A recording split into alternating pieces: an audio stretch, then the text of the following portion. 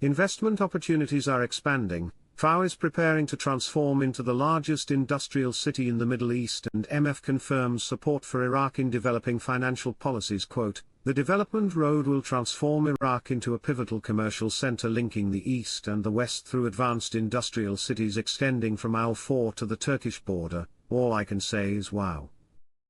Wow. Wow. How can the dinar ever stay at 1/6 of a penny in the near future?" Question: do you think Trump will go to Iraq on Saudi trip? No, I don't believe he's gonna come.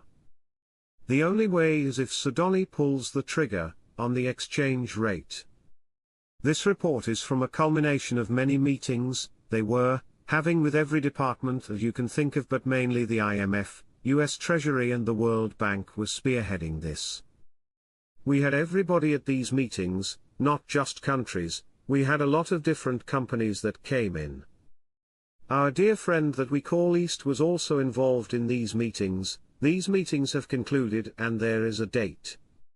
There is a rate of when they want to bring out these budget tables. Aki's boss is the one we want to thank because he got the information. He got a rumor that there's a rate and a date. You know, Emo, it's real. You see, Aki's boss is a person in the need to know about the monetary reform of the Iraqi dinar. Question: how long will it take after the bondholders get paid for us Tier 4A/B to go? Marks: I think we may be going at almost the same time. I think they are holding them until they are ready for us. Communication cut off between al-Sudani and al-Maliki, and Trump will not bring down Baghdad.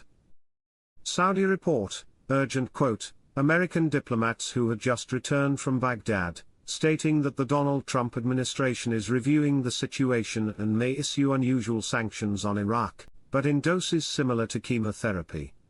It also quoted political sources in the coordination framework, saying that discussions and disagreements have reached the point of cutting off communication in recent days between Prime Minister Mohammed al-Sudani, the leader of the State of Law Coalition, Nouri al-Maliki, and others from the Shiite alliance, reflecting a difference in opinion on how to deal with maximum American pressure and the almost unstoppable transformations across the region. We wait patiently in line with everybody and everything else. We all patiently wait for the new effective exchange rate. In reality, we won't see that for quite a while. It'll come through the float. What I care to see right now is at least 1-to-1 or maybe go back to the glory days with an RE of $3.22. We all wait for the new rate to come out. Iraqi government, we have not been officially informed of Trump's decision and are prepared for the worst scenarios. Quote, the Iraqi government revealed, on Saturday, that it had not received any official notification of the decision to cancel Baghdad's exemption from purchasing Iranian gas by US President Donald Trump, indicating its readiness for what it described as the worst scenario next summer. This report is concerning for IQD investors holding IQD banknotes. We have no reason to believe our banknotes are in trouble. It appears many Iraqi people are holding on to their IQDs. However, speaking at a conference in Baghdad, Ali Mohsen Al-Ak, governor of the Central Bank of Iraq, highlighted significant advancements in digital payments. He pointed to a sharp rise in ATMs and e-wallet usage which have propelled financial inclusion from 20% to 40% within just 2 years. He predicted a gradual decline in cash transactions as central banks move toward digital payment solutions. In line with global trends, the CBI intends to develop its own digital currency. Governor of the central bank, we will witness a comprehensive digital transformation in the financial sector. Evaluation of the central bank's journey in 22 years. This article is very tedious. It is a climax, summary, of what the monetary reform has done for the banking system, purchasing value, currency itself, exchange rate, all of this. The whole monetary reform education that has been presented up to this date, behold. Who is this coming from? The CBI? Because they've been educated on what they're about to receive and do. This is a wonderful summary.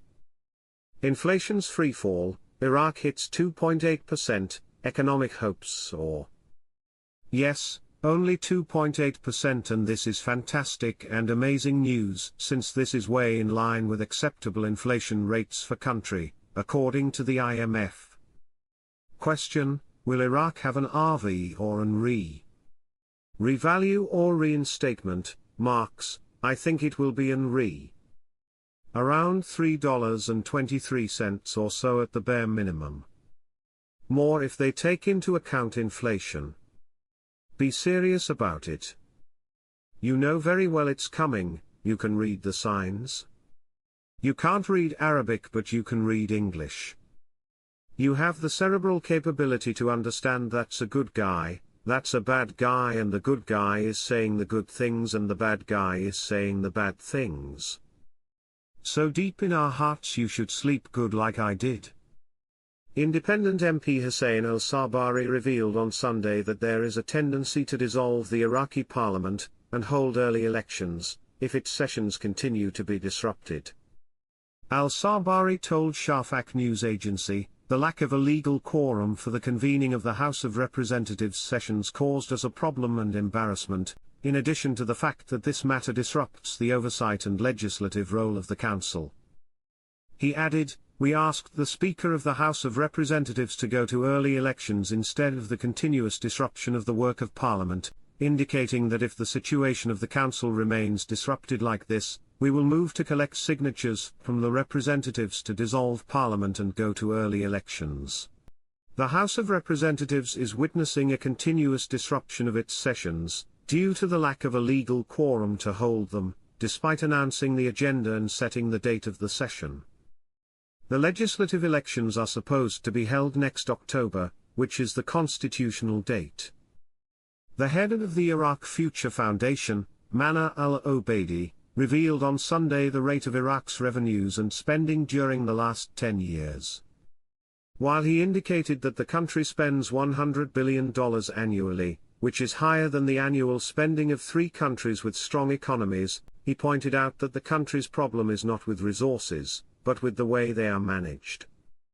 Al-Obeidi said in a statement received by Shafaq news agency, over the course of 10 years, Iraq's total revenues amounted to 1,028 trillion Iraqi dinars, with oil revenues accounting for 92% of the total revenues, while tax and customs revenues and other sources contributed only 8%.